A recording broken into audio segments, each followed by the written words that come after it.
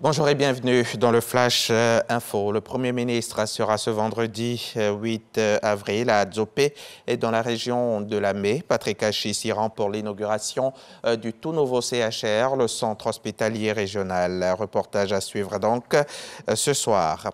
Hier à Boisflé, dans la région de la Maraoué, Patrick Hachi a rencontré les femmes du secteur du vivrier. Une occasion pour le Premier ministre de leur rendre hommage puis de leur offrir 2,5 milliards de francs CFA de matériel agricole et d'intrants, cela en vue d'accroître leur production et faire ainsi face à la cherté de la vie. Les précisions d'Herman Guivet à suivre dans le 13h. Au terme d'un audit pour la certification Food Safety Modernization Act, 9 unités de transformation de noix de cajou ont reçu cette semaine leur certificat d'accès au marché américain. Le FSMA, c'est une certification de conformité aux normes américaines en matière de sécurité sanitaire des aliments. Voilà qui pourrait faciliter les exportations de cajou aux États-Unis et dans le reste du monde. On en parle avec Jean-Louis Gbangbo. C'est leur passeport d'accès au marché américain. Ces certificats qui sont remis à ces responsables d'unités de transformation de noix de cajou attestent de la qualité de leurs produits et leur conformité aux normes américaines en matière de sécurité sanitaire. Nous avons travaillé individuellement avec chaque entreprise pour offrir des solutions, des conseils, de la formation et surtout les initier à cette nouvelle culture qui est basée au-delà des anciennes normes internationales, qui est basée sur le contrôle préventif dans le processus de fabrication. Avec un accroissement de plus de 150 000 tonnes de capacité de transformation attendu fin 2022, un des défis de la filière Anacad est la compétitivité en termes d'exportation des amandes. Aucune unité qui transforme des noix de cajou en Côte d'Ivoire ne va échapper à cette démarche. Parce que le mot amande Côte d'Ivoire doit rimer avec qualité. Le mot amande origine Côte d'Ivoire doit rimer avec sécurité alimentaire. 9 unités sur 13 ont rempli les critères de certification aux normes américaines. Cette certification est l'aboutissement de tous les efforts que nous faisons pour distinguer l'amande de cajou ivoirienne de toutes les autres origines.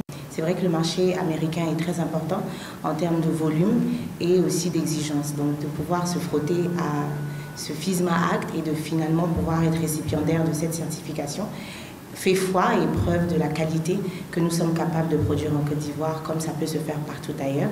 Ce processus de certification et de conquête de marché s'inscrit dans un projet global de promotion de la compétitivité de la chaîne des valeurs de l'Anacad. Nous nous engageons dans un marché plus concurrentiel, plus exigeant, qui nécessite de nouvelles approches, de nouvelles dispositions. Si nous sommes tous convaincus que la transformation locale est une voie pour assurer la durabilité de notre filière, nous devons aussi considérer la qualité comme un gage de cette durabilité. Les 9 entreprises certifiées représentent la première vague d'un programme de certification démarré en mai 2021. L'objectif est de parvenir à la transformation de 50% de noix brutes de cajou à l'horizon 2025. Cela fait un an, jour pour jour, qu'Olivier Dubois a été enlevé et qu'il est retenu en otage au Mali. Ce journaliste français était en reportage à Gao, dans le Nord, lorsqu'il a été kidnappé le 8 avril 2021. Le mois suivant, il apparaissait dans une vidéo dans laquelle il expliquait lui-même être aux mains du JNIM, le groupe de soutien à l'islam et aux musulmans dirigé par Yadak Ghali et lié à Al-Qaïda au Maghreb islamique.